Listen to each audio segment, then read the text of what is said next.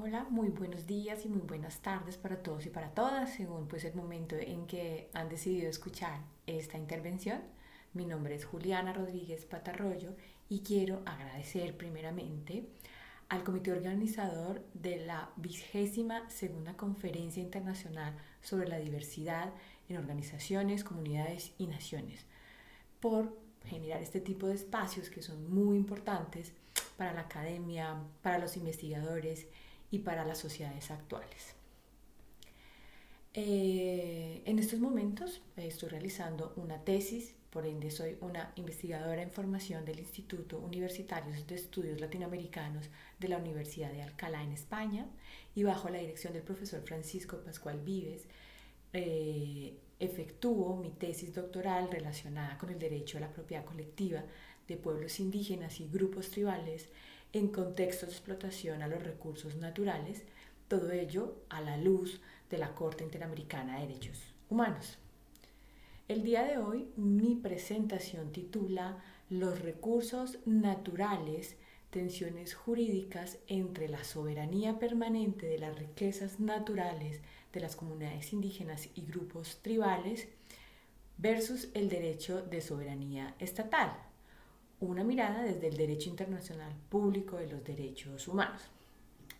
Y este tema particularmente me llamó muchísimo la atención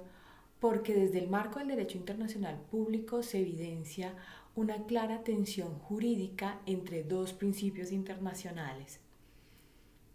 Uno, por un lado, la soberanía del Estado, ¿no? Y por otro, el principio a la autodeterminación de los pueblos. Y que estas dos perspectivas van a entrar en conflicto o en tensión cuando de explotación y exploración a los recursos de recursos naturales en territorios ancestrales se refiere. Y dicho esto, diré que mi presentación se divide en tres bloques. La primera, intentaré hacer un recorrido histórico de la figura de soberanía, por un lado, y un recorrido histórico sobre la figura de soberanía permanente de los recursos naturales, por el otro. El segundo bloque abordará la aplicación de la soberanía de cara a las comunidades indígenas y tribales frente a las tierras conforme a la práctica del Sistema Interamericano de Derechos Humanos. Y el tercer y último bloque se refiere a la tensión jurídica entre soberanía estatal y soberanía permanente de los recursos y riquezas naturales de las comunidades indígenas en la región de América Latina. Sin más, doy inicio a mi primer bloque. Recorrido histórico del concepto de soberanía y la soberanía permanente de los recursos naturales. El origen de la figura de soberanía se remonta necesariamente al siglo XVI, en donde surge este concepto cuya función es dar poder supremo y absoluto al Estado y pretende proteger las decisiones estatales frente a terceros. Ya posteriormente, en el siglo XIX, con la figura, con la regulación de derecho de las naciones, se hace una diferenciación relevante para esta ponencia, que es la diferencia entre soberano y soberanía. Y esto va a permitir que empiece a jugar una figura importante las comunidades locales, pues se reconocen a estas como soberanos de sus propios territorios. Ya desde el campo de la práctica, es decir, de la jurisprudencia, las dos primeras sentencias que se relacionan con el derecho del reconocimiento de la soberanía permanente de las riquezas como derecho, vuelvo y reitero, se remontan en 1831 y 1832 en Georgia, donde el juez Marshall implementó las bases mínimas para reconocer a esta figura como un derecho a favor de las comunidades locales y no reconocerlos no con una perspectiva de comunidades independientes de cara al Estado, sino como reconocerlos como gobiernos autónomos capaces de reconocer y tomar sus propias decisiones. Por otro lado, la figura de soberanía permanente de los recursos naturales surge una vez finalizada la Segunda Guerra Mundial, en 1950, es allí donde, como consecuencia de la crisis económica, social, política e internacional que generó la Segunda Guerra Mundial, pues las colonias que aún se mantenían en la época aprovecharon esta oportunidad para independizarse. Y es así como dichos territorios independizados, es decir, los nuevos estados, sienten la necesidad de proteger el control jurídico, administrativo y económico de sus propios territorios para evitar futuras colonizaciones. Para ello, el derecho internacional fue una pieza estratégica, logrando así que la Asamblea General de las Naciones Unidas aprobara por primera vez resoluciones relacionadas con la soberanía y recursos naturales a favor de los pueblos. Ya para 1958, la Asamblea General de la ONU crea una comisión propia para la soberanía permanente sobre los recursos naturales,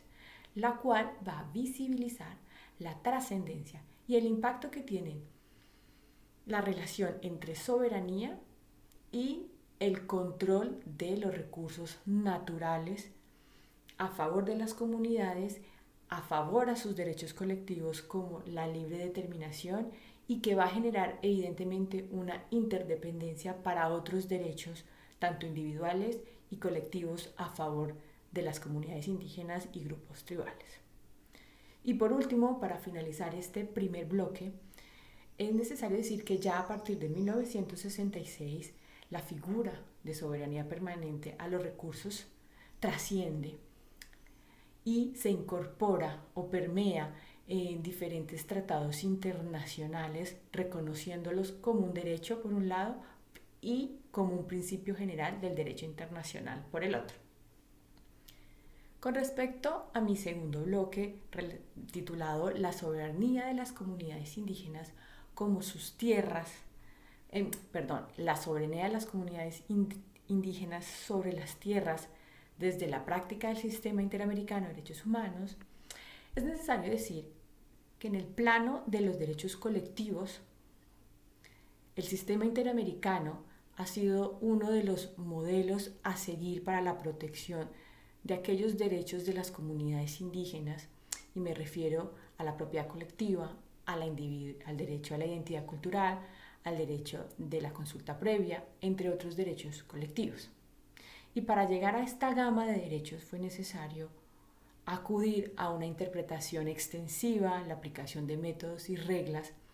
que permitiera incorporar nuevas formas de ejercer los derechos humanos contemplados en la Convención Americana sobre Derechos Humanos. Por ende, es a partir del caso Aguastingui contra Nicaragua del 2001 donde la Corte Interamericana abre la puerta para el inicio del reconocimiento y la protección de los derechos colectivos de las comunidades indígenas y grupos tribales. Y es por ende que es tan importante que la propiedad colectiva, según la Corte Interamericana de Derechos Humanos, se compone por los siguientes elementos: tierras, recursos naturales e elementos incorporales. Y es ahí donde podemos observar que la propiedad colectiva tiene un conjunto de elementos, tanto corporales e incorporales, que necesariamente va a involucrar a los recursos naturales. Con lo anterior se observa que la propiedad genera un espacio de desarrollo y de inspiración para las comunidades indígenas. Ahora bien,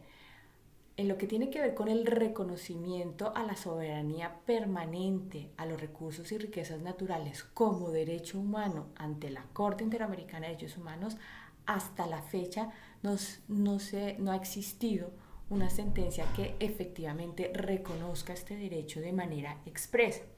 Se puede decir que puede existir interpretación o reconocimientos implícitos, pero hasta la fecha la Corte no ha reconocido expresamente este derecho colectivo de las comunidades. Ha tenido varias oportunidades la Corte Interamericana para incorporarlo. Uno de ellos es el caso de Saramacca contra Surinam, donde la Corte tuvo esta oportunidad, pero simplemente se limitó a decir que el pueblo Saramaca tenía derecho a aquellos recursos que tradicionalmente han estado incorporados en la comunidad, con independencia de que si son recursos del suelo, del subsuelo, etc. Esta cuestión claramente entra en armonía con el Sistema Universal de Derechos Humanos, porque también en la Declaración de las Naciones Unidas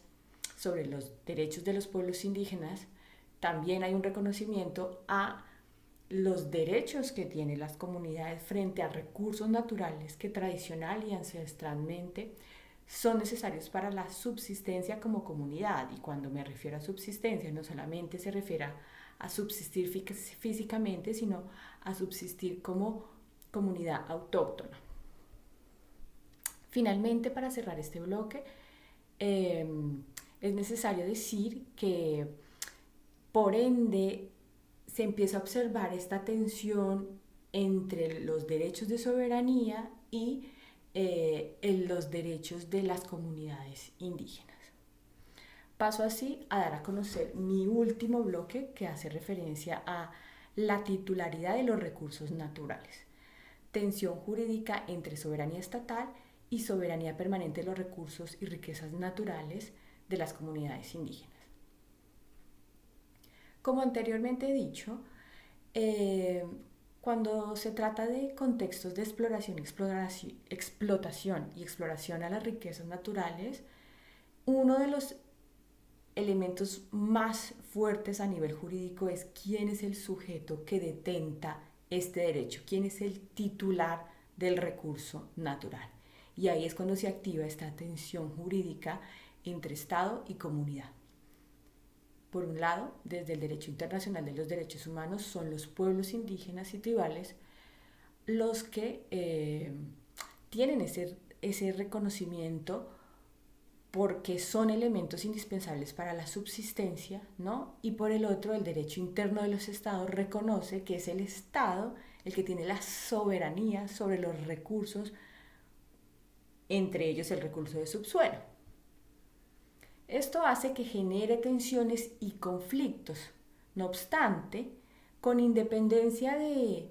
si hay un reconocimiento jurídico de quién es el que tiene el poder para el uso, goce y explotación de los recursos, es importante decir que todo Estado tiene un limitante a la hora de transferir o aceptar inversiones de exploración